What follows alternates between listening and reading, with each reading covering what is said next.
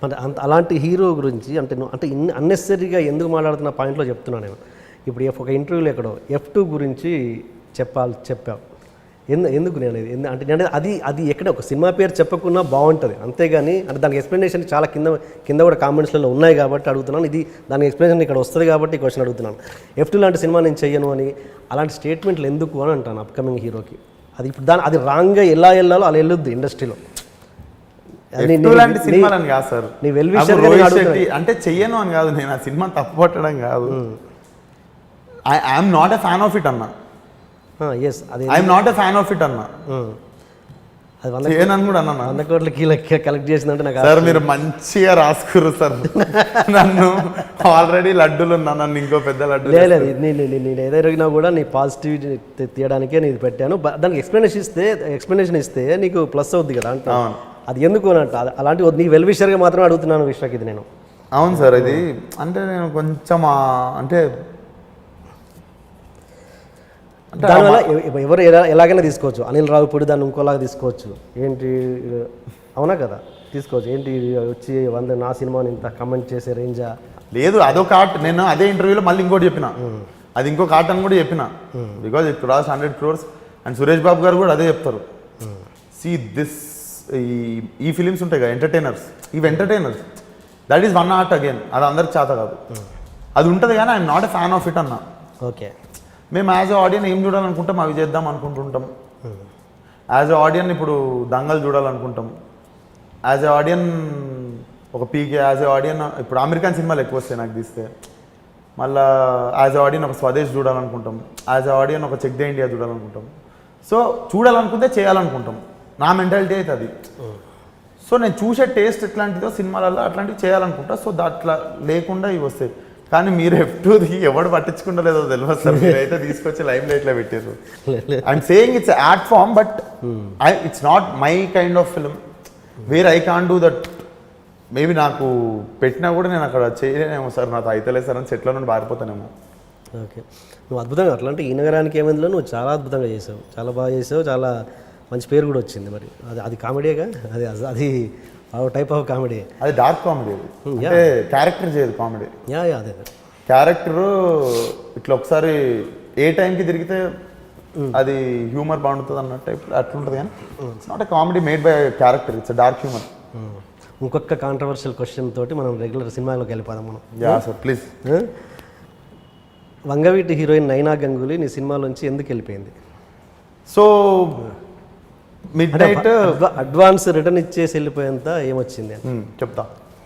So నేను ఫలక్నామా మామ song రికార్డింగ్లో కేరళలో ఉన్నా. కేరళ నుండి నేను వివేక్ సాగర్ వస్తున్నాం. సాంగ్ రికార్డింగ్ అయింది. నేను ఎయిర్పోర్ట్ నుండి 10:30, 11కి ఇంటికి వస్తున్నాను. ఎయిర్పోర్ట్ నుండి మన ఫ్రెండ్ మా మేనేజర్లు తీసుకొచ్చారు హీరోయిన్. ఆ అమ్మాయిని తీసుకొచ్చి ఇంట్లో డ్రెస్ ఫిట్టింగ్స్ చేస్తారు. నాకు మా మూవీకి కాస్ట్యూమ్స్ మా మదర్ మా సిస్టర్ హెల్ప్ చేశారు సార్ హీరోయిన్ కాస్ట్యూమ్స్కి. అందుకే మీరు కాస్ట్యూమ్స్లో చూసినా కూడా రాగారెడ్డి దుర్గా అని ఉంటుంది. Durga is my mother. Okay, రాగానే కాలు మొక్కింది అమ్మాయి. డ్రెస్సులు లూజ్ అయినాయి. ఆమె హైట్ తప్పు చెప్పింది మా అక్కకి. ఓకే, మా అక్కకు ఒక హైట్ చెప్పింది, దానికంటే 2 ఇంచులు తక్కువ ఉంది. ఓకే, డ్రెస్సులు లూజ్ అయినాయి. మా మమ్మీ వాళ్ళ ముందు బాగానే ఉంటే పక్కకు వచ్చి మా మేనేజర్ అంటే నా ఫ్రెండే మేనేజ్ చేసింది సినిమా. అట్లా వేస్తారు కాస్ట్యూమ్స్ ఇట్లా లూజ్ అయినాయి అంటే మా అక్కకి రూడ్గా మాట్లాడింది. అంటే ఈ బట్టలు నేను వేసుకొని అది ఇది. మా అక్కకి ఫోన్ చేసి ఏమైంది బట్టలు నీకు ముందే చెప్పినా కదా అంటే అది నాకు 2 ఇంచెస్ హైట్ తక్కువ చెప్పింది, నేనేం చేయాలన్నా. ఎక్కువ చెప్పింది, నేనేం చేయాలి, వస్తే ఇంతనే ఉంది అమ్మాయి. సరే ఏదో ఆల్టరేషన్ చేద్దాం, ఏదో చేద్దాం. హోటల్ కాడ దింపుతున్నప్పుడు నా మేనేజర్తో అన్నదంట, ఈ సినిమా ఫ్లాప్ కావాలి మీ పని చెప్తా అన్నదంట. అంటే ఏంటి, తను ఇంకా సినిమాలోంచి బయటికి పోకుండానే, సినిమాలోంచి వెళ్ళిపోకుండానే ఆ మాట అందా? సినిమాలో నుంచి వెళ్ళిపోకుండా హోటల్ కాడ దింపుతున్నప్పుడు నా ఫ్రెండ్కి, ఓకే మీరు చేస్తుర్రు ఇంటికి వస్తే ఫ్యామిలీలు కలవడాలు ఇవన్నీ నా దగ్గర కావు, సినిమా నడవాలి, సినిమా హిట్ కాకపోవాలి, మీ పని చెప్తాను నా మేనేజర్తో అన్నదంట. అప్పుడు దాకా there is no 1 second time I have seen her directly. ఇప్పుడు మా మదర్ మా సిస్టర్ చూసి కూడా ఫోన్లో హైట్ తక్కువ ఉందిరా అమ్మాయి అది చెప్పారు. సరే వేరే పొద్దున్న 6ంటికి షూటింగ్. ఓకే, పొద్దున్నే 6ంటికి షూటింగ్. ఇప్పుడు ఏం చేయలేం, లెట్స్ క్యారీ ఆన్ అన్న. నేనేమో ఎయిర్పోర్ట్ నుండి వస్తున్నా ఇంకా ఇంటికి రీచ్ కాలే. నేను ఇంటికి రీచ్ అవుతున్నా ఎయిర్పోర్ట్ నుండి, మా మేనేజర్ ఏమో హోటల్ కాడ దింపుతుండు, మీరు బట్టల కోసం వేరే వాళ్ళని బెటర్రా, ఇట్లా చేస్తారు, సినిమా హిట్ కాకపోవాలి, మీ పని చెప్తా అంటే నాకు భయం పట్టేసుకుంది సార్. వాడిని అన్నది రేపు పొద్దున్న సెట్ మీద నన్ను ఏదో అంటుంది. పొద్దున నా సెట్ ఎట్లుంటుంది అంటే అందరూ నవ్వు మంచి స్మైలింగ్ ఫేసెస్తో పనిచేస్తాను సార్ సాయంత్రం దాకా. అండ్ నేను ఉత్త యాక్టర్ అయినా మనం చేయొచ్చు, కానీ డైరెక్షన్ వైజ్ నేను జడ్జ్మెంట్ తీసుకోవడం పోతుంది నాది. సారీ, ఉత్తి డైరెక్టర్ అయినా ఏం కదా, యాక్ట్ చేసినప్పుడు ఎఫెక్ట్ పడుతుంది, సడన్గా సెట్ అప్సెట్ అవుతుంది. నేను అరే చంద్ర ఆమెకి ఇప్పుడు ఫ్లైట్ టికెట్ బుక్ చేసి పంపించేయి, అడ్వాన్స్ ఇచ్చిపోలేదు, అడ్వాన్స్ 2-3 రోజులు అయినా రిటర్న్ ఇస్తే ఇచ్చింది, లేకపోతే లేదు. ఆమె ఇచ్చేసింది. She have been nice that way. నేను ఒకటే అన్నా, లేదు ఇంత ఆరోగ్యంతో ఉంటే నేను పని చేయలేను అమ్మా, నువ్వు వెళ్ళిపో బాంబే అని చెప్పి. మిడ్-నైట్ 12 to 2 ఎట్లా తెలిసిన సర్కిల్లో ఎవరున్నారు అని ఎత్తికితే దిస్ ప్రశాంతి అనే అమ్మాయి నాకు ముందు పరిచయం ఉంది. And I know that she is trying for one Malayalam film అని కూడా. సో ఆ అమ్మాయిని మిడ్-నైట్ ఫోన్ చేసి ఒకసారి కలవాలి మిమ్మల్ని అని చెప్పి 1:30కి ఆడిషన్ తీసుకొని సెట్ అవుతుందా కాదా డెసిషన్ తీసుకొని, చలో ఈమెతోనే షూట్ చేసేస్తున్నామరా అని చెప్పి మార్నింగ్ 6కి సెట్లో హీరోయిన్ ఎవరు అంటే ఈమెను చూడగానే కెమెరామ్యాన్, మా డాడీ, అందరూ సగం అసిస్టెంట్ డైరెక్టర్, నాకు 2 అసిస్టెంట్ డైరెక్టర్లకి, నాకు మా మేనేజర్ టీంకి వీళ్ళకే తెలుసు. ఓకే, నైట్ ఇది అయింది, అది ఇంత ఆరోగ్యం చేసింది, పంపించేసాను సార్. ఎందుకంటే మార్నింగ్ కాలేజ్ రెంట్ పర్మిషన్ కట్టేసినాం సిటీ కాలేజ్ది.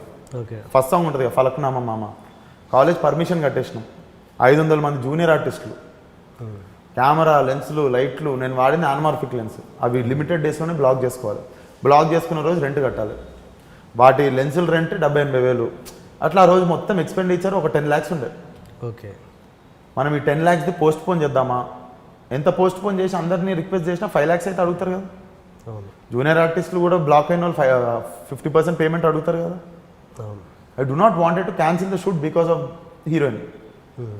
నా సినిమా స్ట్రాంగ్, ఆ ఫస్ట్ అమ్మాయి బాగుంటుంది, అమ్మాయి తెలుగు అమ్మాయి, luckily we found her, let's cast her అని చెప్పి కాస్ట్ చేసేసినాం. This girl from 4 o'clock hotel నుండి అట్లనే వెళ్ళిపోయింది. నేను డైరెక్ట్ కలిసింది కూడా లేదు. ఓకే, బట్ నా ఫోన్లో మాట్లాడినా, ఫోన్లో మాట్లాడావా తనతో? ఫోన్లో మాట్లాడినా, you can be this arrogant అంటే, ऐसे कैसे होता, मेरा कपड़े, मेरा कॉस्ट्यूम डिजाइनर रहना चाहिए अभी भी అంటే. So I can't tolerate this ఆరోగెన్స్ అని చెప్పి మా మేనేజర్కి చెప్పి పంపించండి అని చెప్పిన. తను సేమ్ అదే అంటుంది, ఏది తను మాట్లాడే విధానం, తన యాటిట్యూడ్ నాకు నచ్చలేదని. ఇప్పుడు తనది నాకు నచ్చకపోవడమేమో, కానీ నాకు తనకు నచ్చడం కంటే ఎక్కువ నాకు తనది నచ్చాలి కదా. Important, very important. బట్ నీ తనతో అన్నది ఏంటంటే, ఈ సినిమా తనకి చాలా డెఫినెట్గా హెల్ప్ అయ్యేది, హెల్ప్ అయ్యేది సార్. కాకపోతే ఇప్పుడు మేనేజర్కి వార్నింగ్ ఇచ్చింది, రేపు పొద్దున్న సెట్లో వచ్చి టపక్కన ఏదో నోరుతో అనేసింది అనుకోండి, ఇప్పుడు సెల్ఫ్ రెస్పెక్ట్ కాపాడుకోవాలనుకుంటాం సెట్ మీద, అది దెబ్బతింటే మనకి చుట్టూ ఇచ్చేటోళ్ళు రెస్పెక్ట్ మారిపోతుంది మనకి. ఎక్కడో చిన్న మిస్కమ్యూనికేషన్ అయింది, బట్ ఓకే.